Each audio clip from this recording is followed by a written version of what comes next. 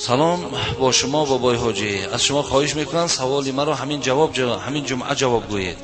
اگر با عائله خود خانه‌داری کردی، در آب روان مستحب کردن از آن آب آشامیدن حرام است یا مکروه؟ یا اینکه با زن بیگانه زنا کردن و در آب روان مستحب کردن از آب آشامیدن درست هست یا نه؟ این خلاص برادرای عزیز که وقتی انسان در آب روان، گویم دریاهایی که داریم، وقتی که در غسل جنابت مبتلا می شوند، خب در همه دریا آبازی کردن یا از اونجا مستحب کردن معنی او را ندارد که اون آب نجیس شد یا اون آب پلید شد، اون آب حرام شد، از او ما حق آشامیدن نداریم، حق طاهر کردن لباس نداریم، حق نان پختن نداریم، یا حق گویم که در دیگر کارها استفاده. نه، او آب یگان ضرر و زیان از این مستحب غسل ما نمی بیند. برای این دادر عزیز یگان ضرر و زیان ندارد. ولی انسانی که زنا میکند آب و یا طاهر نمیکند تا توبه نکند. قاعده این است که آدم زناکار توبه میکند بعد غسل میکند، بعدا از غسل جنابت وای پاک میشود. اگر وای توبه نکند و آبازی کند از او جنابتش دور نمیشود. این از قاعده ای که انسان در زن حلالی خود خانه داری کند یا در زن بیگانه.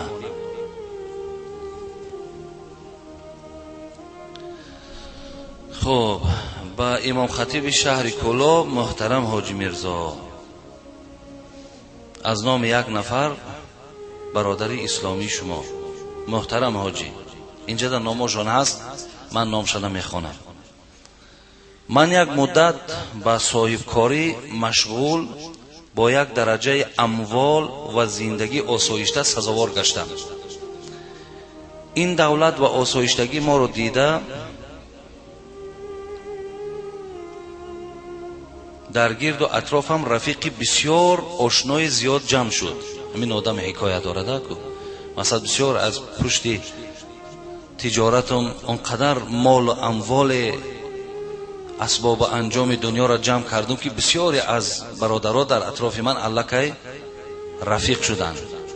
همه میخواستند که با من همکاری کنند و رفیقی کنند.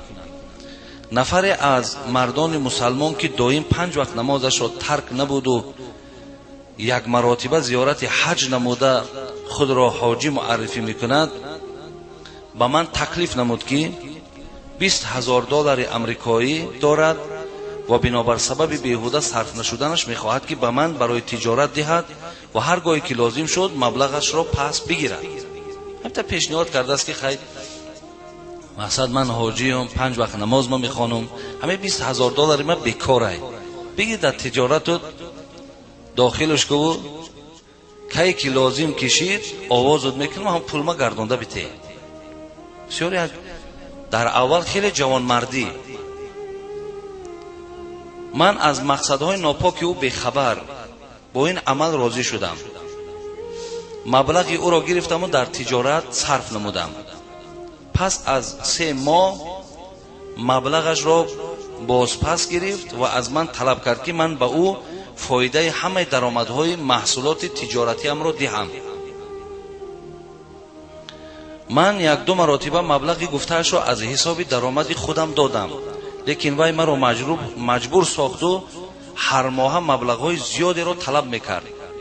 من مجبور شده قرض گرفته طلبش را اجرا میکردم. آهسته آهسته $55,000 بغیر از $20,000 خودش در مدت 1 سال و 3 ماه داده با کسادی دچار گشتم. خب خانه و در و ماشین شخصی هم را گرفت. در نتیجه من حالا با فرزندانم در کوچه بی خانه و در موندم. آیا رفتار این درست است یا نه؟ جزایی که سزاوار این گونه شخصان باشد. اکو راستی بار این من خواندم برادر عزیز، حیرت دمیمان اینجا چند کلمه و جمله هاش من پرتافتم به خاطر نامگیری هایی که در اینجا دارد. من نخواستم که نام ایشان گیرم، اگر چنده که این خیل بی‌رحمه و بی انصاف ها را باید در تمام جا آگاه کردن در کار، که مردم بگذار شنوند، بگذار مردم دانند. و 5 وقت نماز می شود و در برابر 20,000 دلار دادگی در 1 سال و 3 ماه 55,000 دلار گرفتن. این باور کنین تماما از انصاف بیرون است. تماما این یک جای تأسف است که افسوس که حاجی است. اگه خدا دانا است که این خیلی حاجی را حاجی هم گفتن جایز نیست، اینا اگر از همین خیلی پولی ریبوی، پولی پرسنت اگر وای حاجی شده باشد، وای حج هم ندارد، فقط یک ضرر دارد که مردم نادان و مردم عوام و مردم جاهل و بی سواد در چهره اون کس اسلام که میبینند و در چهره اون کس تمام حاجی ها را سنگ میزنند. و الا امروز مردم، شما باید که هر نفر را در راست خودش حکم کنین.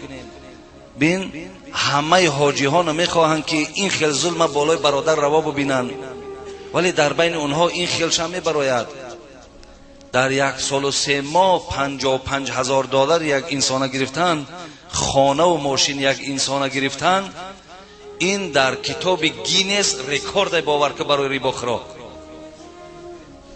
این رکورد این خیل نیست در یگان روی دنیا که 55,000 دلار در 1 سال بگیری.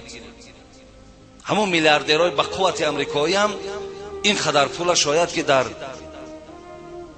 مدت این سال کار کردن نتوانند.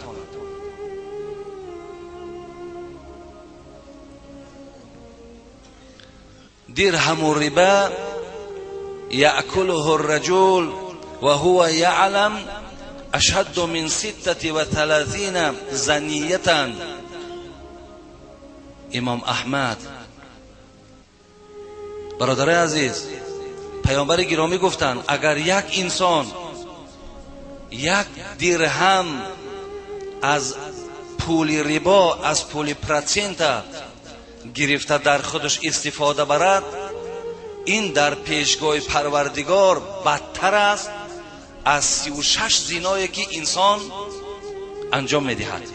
1 درهم 36 زینا با 1 درهم.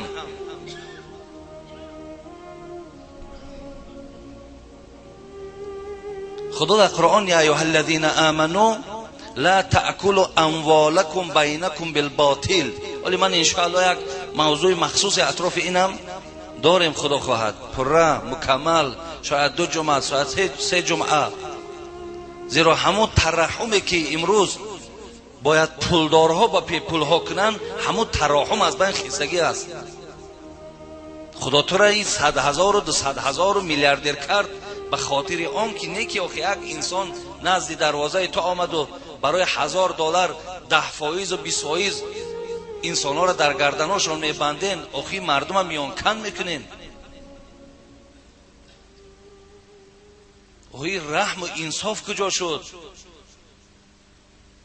آخه وقتی که این خیل بیرحمی، عبادت خدا و حج کجا می روی؟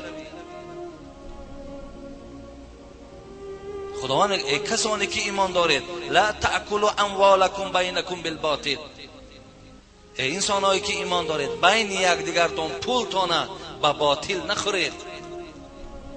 این طریقی که این برادر عزیزی ما کرده است، این با راه باطل خوردن حق یک برادر مسلمان است.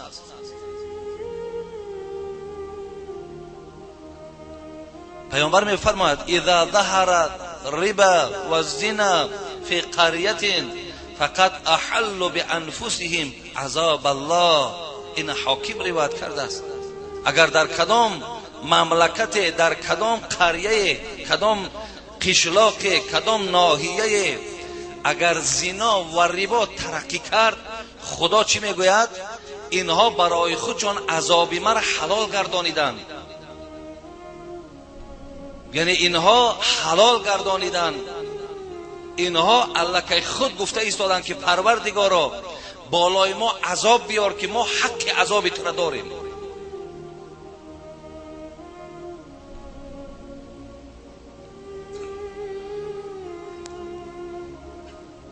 لعن الله آکل الربا و مؤکلیه و شاهدیه و کاتبه.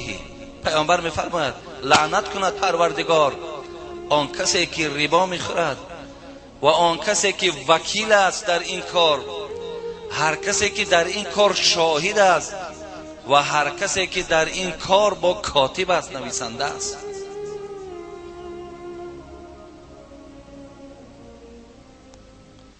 ولی ببینین از طرف این برادری که پولی 20,000 اینم گرفته است، یک جایی نفهمیش همین که تو را خدا اینقدر تجارت وسیع داده بود،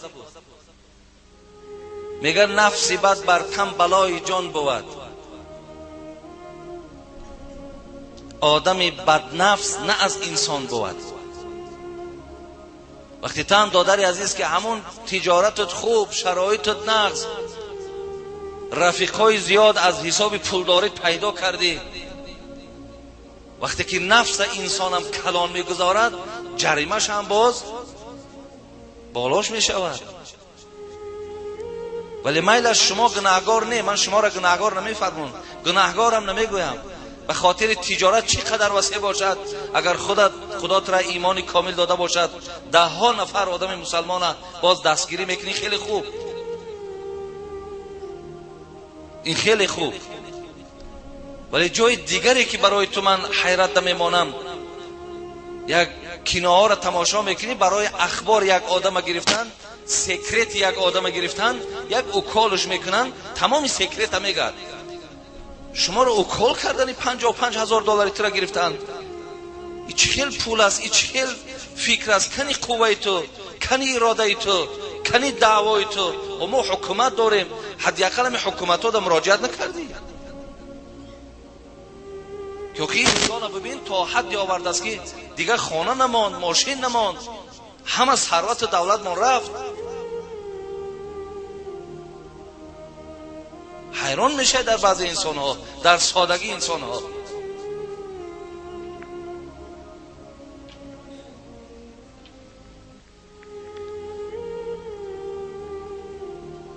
یک قصه از حضرت امام ابو حنیفه بود. حضرت امام ابو حنیفه هم در زمان خودش بسیار پولدار آدم بود، چند میلیون از حضرت بعد وفاتش باقی مانده است، گویا میلیونر بودن، ولی از راه حلال اونها پول دریاب میکردن و در راههای درست با صرف میکردن. یک نفری را قرض داده بودن، شاید به پول حاضره 10,000 دلار بود. بعدن مهلتی را که او انسان معین کرد، اونا با پرسنت پول نمیدادن، اونا قرض حسنه میدادن. میداد مهلت چه میمان، میگو 1 ماه پس، 2 ماه پس، 3 ماه پس، مقصد پول تمیار و میلش بگیر. میرفت کارش بود میکرد، گردانده می آورد. باز یک بدبختی دیگر هم همین است که ما یک دیگر را باور نمیکنیم، به خاطر که ما شرطنامه ها دا عهد شکنی میکنیم. 1 هفته پول تمیارم، سال میگذره پولی مرده نمیارین. همین ناباوری ها آورده همین خیلی کرده است که دیگر یکدیگرمون یاردم نمیکنیم. اونا این خیلی نبودن. این مرد وقتی که مهلتش تمام شد، باینده میگه 1 ماه مهلت گرفت که من همین 10,000 دلار تا حضرت گردانده میارم. ولی همین مرد همون روز آخر دیگر میگه شرم کرد، پول پیدا نشد، شرم کرد که رفته پیش امام ابو حنیفه و گوید که حضرت من همین پولی ترا در همین روز آوردن نتوانستم. میگه در خانه ایستاده در فکر بود که همون روز حضرت میگه خانهش رفتم، در تق تق کردن، روز گرم بود. میگه خیلی دیر میگه برآمدن نزد همون دروازه همون مرد قرضدار. یک درختی میگه خیلی کلان بود، سایه افکن. حضرت امام ابو حنیفه زیر درخت ایستادن و در آفتاب رفته ایستادن و منتظر. ممکن بعد 20 دقیقه، ممکن بعد 30 دقیقه این شخص از خانه برآمد، دید که امام ابو حنیفه زیر آفتاب ایستاده است. السلام علیکم. و علیکم السلام. گفتن همون مهلت آمد، همون فرصت آمد، مبلغ چی شد؟ گفتن حضرت بسیار خوب میشد که زیر سایه دم ایستادیم بعد صحبت میکردم. حضرت امام ابو حنیفه چی گفتن؟ گفتن من قرض حسنه دادم و این درخت توست. اگر من آمده از سایه این استفاده برم که در پیشگاه خدا گناهکار نشوم. تو قرضداری و من از سایه درخت تو استفاده برم یکی گناهکار در پیش خدا نشوم. از سایه درخت حذر میکردن که یکی همینم ربا نشود، همین نشود.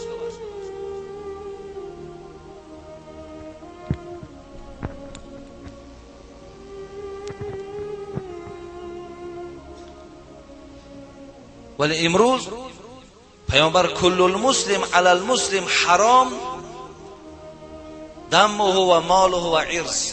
هر یک مسلمان بر مسلمان دیگر حرام است. چی؟ خونش، مالش، آبرویش. برای این برادر عزیز، ما از تو این قدر خواهش داریم که اگر صدای ما را من بعد شنوی، پول همه انسان در همه دنیا گردانده تی. آن زایدی که در بالای مال تو از او گرفتی او حق تو نیست. اگر این برادر عزیز ما که 20,000 دلار را گرفت، اگر 1 ماه 2 ماه 3 ماه کار کرد و از پیش خود چیزی برده در دست پولدار دهد، اینش باکی نداره. برارد 500 دلار 1000 دلار گوید حاجی بابا رحمت کلان برای خدمتات ما از همه 20,000 دلار تو خیلی فایده کردیم، این ایش از حساب ما همچون جوان مرد ایش گرفته در حق من دعا کن. ولی این خیلی که ما طلب کردن، فایز ماندن که من فرقی ندارد مندد، تو میاوی نمیاوی مرا 5 یا 10 فایز دادن میگیری، این را ربا میگم برادر عزیز.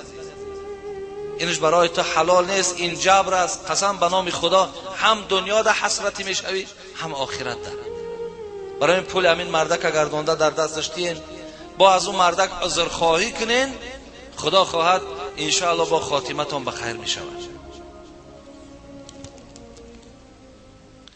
السلام علیکم اکای حاجی میرزای محترم، چند سوال دارم. زنم را نزد دکترهای مردانه بردم، اونها او را دیدن، آیا این اجازت هست یا نه؟ مثلا ما زنها که بیمار میشوند، خواهرامون بیمار میشوند، بیمارخانه میبریم، دکترها مردن، آیا دیدن همو برای مردها جایز است؟ بله، در ضرورت جایز است. همون جای درد، همون جایی که گویم که شکایتی که همون خواهر و مادرها و زنهای ما دارن، همون جای شکایت میکردگی را دکتر اگر از نظر گذراند جایز است، درست است. این از روی ضرورت است. ولی کوشش کنیم که اگر دکترهای زنانه باشند، در دکترهای زنانه نشان دهیم. اینش البته بهتر و خوبتر، اینش ضرورتر، اینش دیگر گویم همون ننگ و همون خشم ما را بیدار نمیکند. ولی اگر ضرورت ها شد و یکی زنها یافت نشدن، بعدا مردها هم که بینن، از روی ضرورت گناهی ندارن. خب برادرم را حج روان کردم امسال، بعد آمدن گفت که تمسخرانه زب جای روانم کردی، احمق شدیم. خیلی که احمق بدی احمق میمانی تو. حج کجا رایش میکنی؟ حج آخه همین را میدانی فیلشه. گفتی امو دوستای خدا، خرچی داند خوردن قند و نبات، آخری کر باشد و کنجی ربات. برای خیلی آدمای خرتمیز چیکارشون میکنن؟ حج. برای حج رفتن اول آدم خدمت کردن در کار، محبت پیدا کردن در کار. بزرگای ما میگفتن که به طواف کعبه رفتم به حرم رحم ندادن که برونی در چی کردی که درونی خانه هایی، تو در بیرونی در چی خدمت کردی، کی بودی؟ برای همین حج شخصی رود که آخی گشته آمدن ده مهر و محبت اما حج اصلا از ذهنش دور نشود. حج کسی رود که باز هرگاه خانه کعبه را بیند، هرگاه صورت خانه کعبه را بیند، از چشمهای او گویم اشک روان شود، محبت به او خانه پیدا کند. افسوس که خیلی همو خر عیسی گر برش به مکه گرچه آید هنوز خر باشد. عاقلان این سخن نکو دانند زاده خر همیشه خر باشد.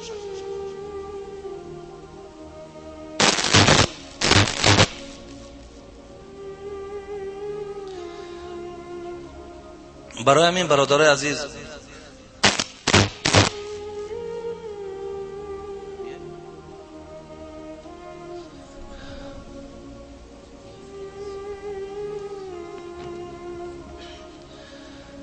برای من برادر عزیز شما به خاطر حج روان کردنتون ثواب گرفتین، ولی خوب میشد که همون 4-5 هزار دلار این هم امروز هر روز اطراف بنیاد همو نیروگاه برقی راغون گب رفته ایستاده است. این همی جمعه دادیش همی خیلی آدم رایی کردن ده به نام خدا هم دنیا ده ثواب هم آخرت ده. ایره در آخرت اکو انشاءالله پاداش هم میگیری و لیکن دنیا ده هر گاهی که هم را میبینی با تعبت خیره شدن میگیره، گپی و هیچ وقت از ذهن دور نمیره. هم خیلی آدمایی که اگر باشن داده را کوشش نکنیم برای روان کردنشون. این همی گیسی راغون ده بتیم پوله ای همون خیلی آدم ده 100 برابر در ایجا ثوابش بیشتر میگیریم. صدقه حجشون کنیم. خب سیوم به طهارت نماز خوانی، بعدم به یادت بیاید اثر میخوانی. اگر به طهارت یکی میشود انسان که به طهارت نماز میخوانه بعدم به یادتون که زد اثر خونینش تنها گذار باشین. یکی اگر امام به طهارت نماز خلق خانه بعدم به یادش هم که زنه دیگه خلق نگرد، نماز خلق درست شدگی است خودش علاهیده نماز شخانه. اگر همین حالت در کسی که رخ داد صورت مسئله همینه. چهارم سلام کردن را با زبان ثوابه یا بده است؟ سلام کردن با زبانم افضل ثواب، با دستم افضل ثواب. شما سلام با کسی که از برادرای مسلمانتان سلام میکنین، خوب به دست سلام کنین، خوب به زبان سلام کنین،